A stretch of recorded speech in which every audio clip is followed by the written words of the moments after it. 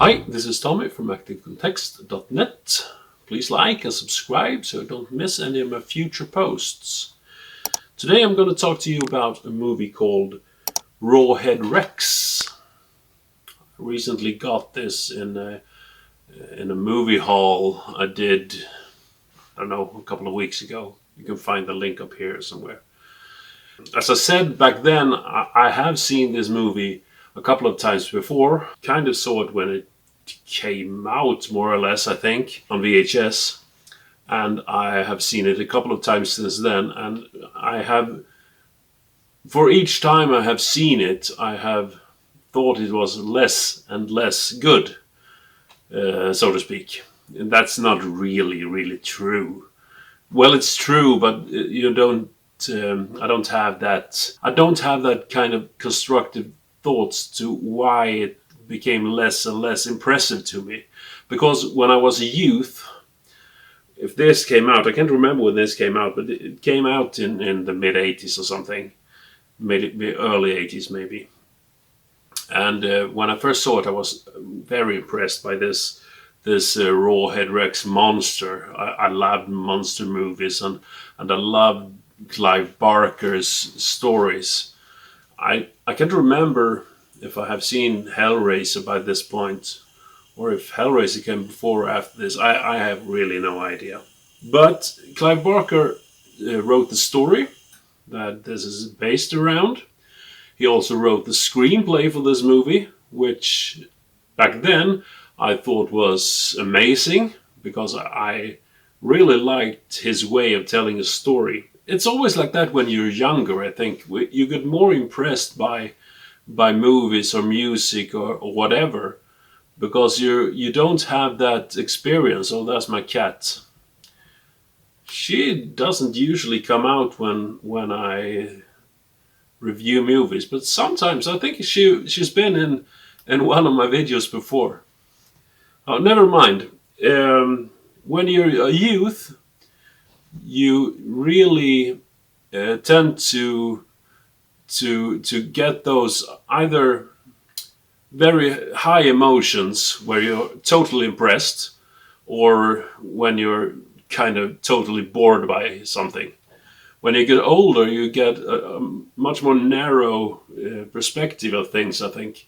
There's less things that are euphoric for me now, and there are certainly less things that I really hate about movies or music or whatever. As I said in the beginning, when I first saw this, I was highly impressed by it. I thought it was an amazing movie. The next time I saw it was kind of, I don't know, a few years later. It was so-so. And I watched it a few years after that, and I thought it was, well, it's not that really good made, and the monster kind of looks like rubber, and those kind of things. But then I got this Blu-ray the other week, and it was very interesting to see it in good quality, because I only had VHS quality before.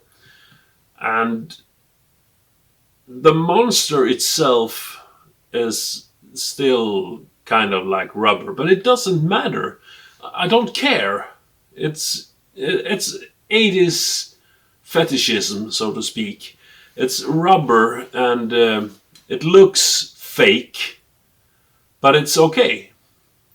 On the other hand, in this edition, you can actually see what happens. And there is some things that I really, either I had forgot totally, or never really saw in the VHS quality that I was used to.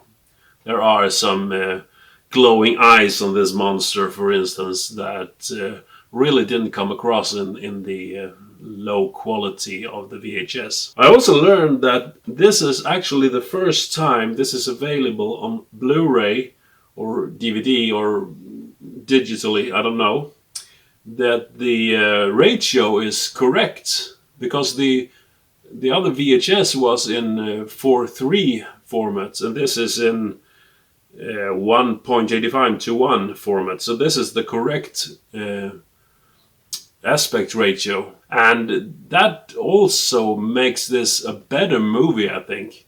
It's more like a complete experience in that way. And I actually think that the acting is in this is pretty good. I remembered it as being kind of wooden and so forth, and there are characters that are kind of stereotypical, very stereotypical. But there are also very nice acting in this one, and there are some scenes that are truly horrifying. I think the similarities between this creature, Rawhead Rex, which I believe, by the way, that in the novel or short story that it was based on, was really Warhead Rex. I'm not sure about that one, but I think it was so. The similarities I was talking about, the similarities between Rawhead Rex and in Norse mythology, the Fenrir, the Fenris wolf, I think those are very similar. I can't really put the dot over the I on why. Oh, that's rhyming. But I think that they are both monsters and they're both locked away. They're both beaten by, not by man. Fenrir was beaten by a god, but he is imprisoned, and this guy is also imprisoned, so to speak, and they both come free, and there's havoc all over the place. The setting on this one is in, I think it was recorded in Ireland, and there are that kind of British, Irish settings in it. The environments are very country-ish, and I really like that. I like that it takes place in a small village where everybody knows everyone, and I like that there's this legend in a local church, and there's even there is a kind of a puzzle in it to solve how to beat this creature, which I really enjoy. So I don't know what to say about this more, but I will have to show you, because this is an Arrow reversible cover, and this is kind of the original cover. This is what I remember, but I really liked this one, I must say. So I'll keep in this one. But as for the movie, this is pretty good quality in the Blu-ray, I think.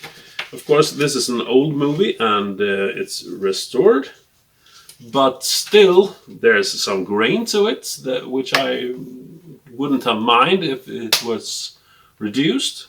But as a movie, now I'm going back and forth between having, as I said before, I have been more disappointed with this each time I've seen it, but this time I was more impressed than I thought I would be. So I think this is an 8 out of 10, actually. 8 out of 10. If you've seen this movie, or any movie about the Fenris wolf for that matter, and then you can leave a comment below, and that would really be interesting for me to know about those movies. And until next time, thank you for watching and have a nice day.